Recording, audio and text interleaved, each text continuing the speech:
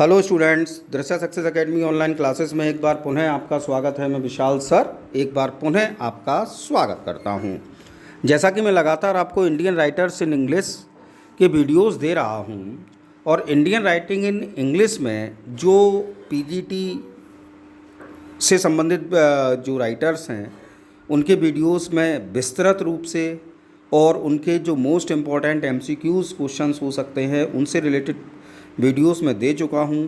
उस क्रम में जो एमसीक्यूज़ क्वेश्चंस के वीडियो हैं वो मैं और आपको देने की कोशिश कर रहा हूं, लिख रहा हूं, जल्दी आपके लिए फिर लेकर आऊँगा। लेकिन जो ऐसे राइटर्स हैं जो कि जिन्होंने बहुत अच्छा वर्क लिखा लेकिन जो बहुत अधिक फेमस नहीं हुए, ऐसे राइटर्स से भी क्वेश्चन पूछ लिए जाते हैं। तो ऐसे राइटर्स की सीरीज़ में मैं दे रहा हूँ उनके शॉर्ट वीडियोस देकर। शॉर्ट वीडियोस जो कि आप 4, 5, 6 मिनट देखें और अगर उनमें से कोई भी क्वेश्चन आ जाए एग्ज़ाम में तो आप आसानी से उस क्वेश्चन का आंसर दे सकें। बस मेरा ये मोटिव है इन वीडियोस को देने का। तो आज मैं जिस इंडियन राइटर इन इंग्लिश की बात कर रहा हूँ उनका नाम है मनोहर मालगोंकर। मनोहर मालगोंकर, जिनका जन्म 1913 में हुआ और जिनकी मृत्यु 2010 में हुई। मनोहर मालगोंकर बहुत बड़े राइटर हैं ये। इनकी लेखनी बहुत खूबसूरत है। तो देखिए इनके बारे में मैंने एक पॉइंट लिखा आपके लिए, he worked as a civil servant. अगर हम मनोहर जी की बात करें तो इन्होंने प्रोफेशनल तौर पर एक सिविल सर्वेंट के रूप में सेवाएं दी।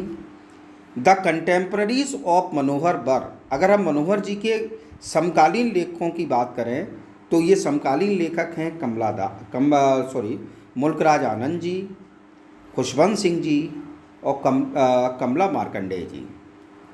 तीनों बड़े नाम हैं।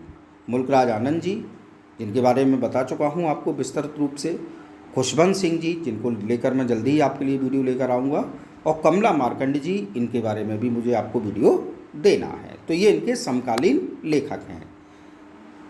बहुत बड़ा नाम है। दूसरे पॉइंट में आर.के. नारायण, हम सब ने इनको पढ़ा है, भली भांति हम इनसे परिचित हैं। आर.के. नारायण कॉल्ड मनोहर हिज, आर.के. नारायण जी ने मनोहर जी को क्या कहा है? अपना favourite Indian novelist in English.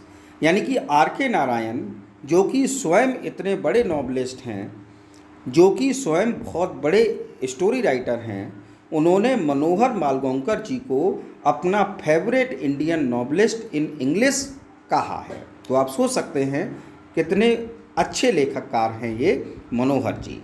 चलिए 2 पॉइंट इनके बारे में हो गए जो मैंने समराइज करने की कोशिश की। अब इनके वर्क्स के बारे में बात कर लेते हैं सीधे सीधे। तो चाहे पहले मेजर वर्क्स मैंने हेडिंग डाली है आपके लिए। तो मेजर वर्क्स में जब हम बात करेंगे तो देखिएगा, पहला वर्क है इनका combat of shadows, combat of shadows, और इसका पब्लिकेशन है 1962 में।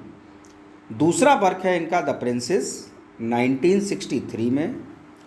तीसरा वर्क है इनका A band in the Ganges, A band in the Ganges 1964।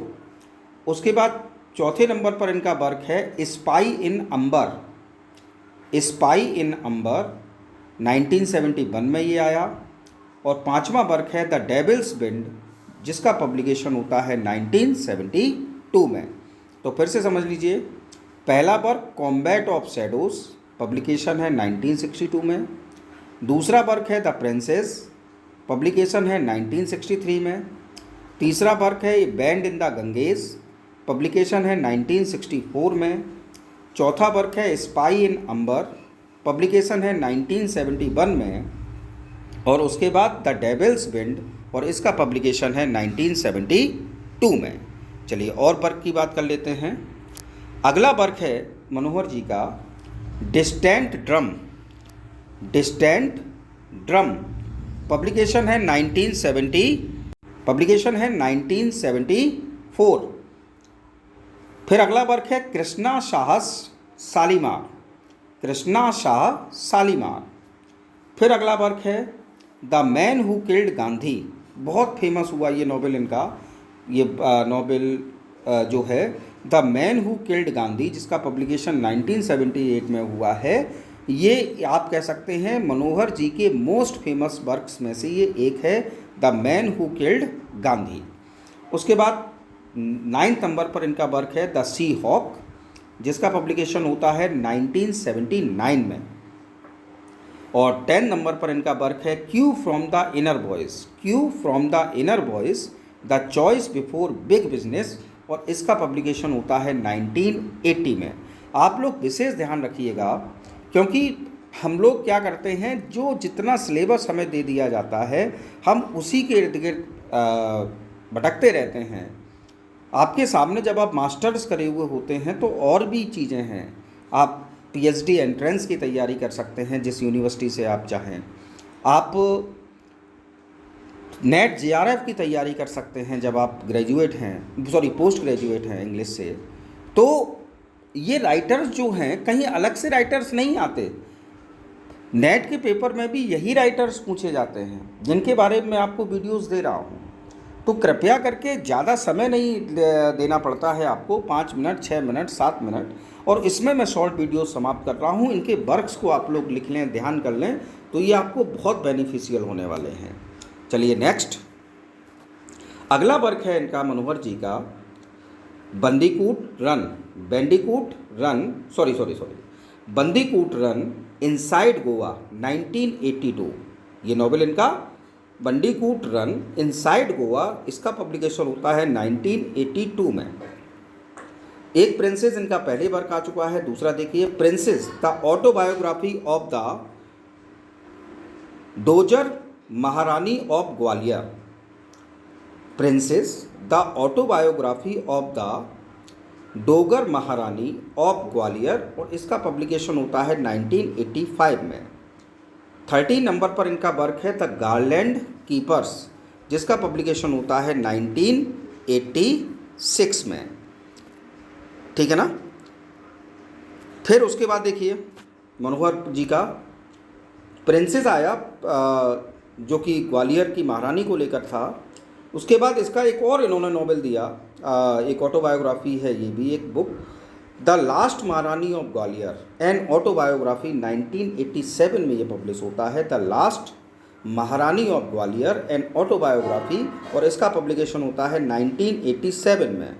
उसके बाद देखिए 15 नंबर पर इनका वर्क है 4 grapes and other stories, 4 grapes and other stories 1990 में इसका पब्लिकेशन हुआ।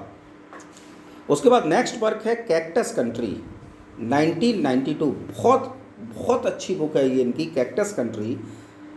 जो समस्याएं हैं हमारे देश की उनको कैक्टस का रूप देकर मनोहर जी ने उसमें दिखाया है, तो बड़ा खूबसूरत तरीके से कंपैरिजन किया है, बहुत अच्छी ये बुक लिखी है। और उसके बाद लास्ट है ड्रॉपिंग नेम्स 1996 में इसका पब्लिकेशन होता है। तो देखिए ये मनोहर जी की कुल मिलाकर 17 प्रमुख वर्क्स हैं जिनके बारे में मैंने आपको ये वीडियो दिया है, और सबको मैंने आपको समझाने का प्रयास किया कि कब किसका पब्लिकेशन हुआ। आई होप आपको आसानी के साथ ये याद बने रहेंगे। कृपया करके आप स्क्रीनशॉट ले लें, लिख लें, जैसे आपको आसानी रहे वैसा करें, लेकिन याद जरूर करें। ठीक है ना, इतना मैं आपसे कहना चाहता हूँ। आपको यदि मेरा वीडियो अच्छा लगा हो तो प्लीज़ लाइक, कमेंट और शेयर अवश्य करें, और यदि अब तक आपने मेरा चैनल सब्सक्राइब नहीं किया है तो please subscribe my channel. Thanks for watching. Stay home, stay safe, good night.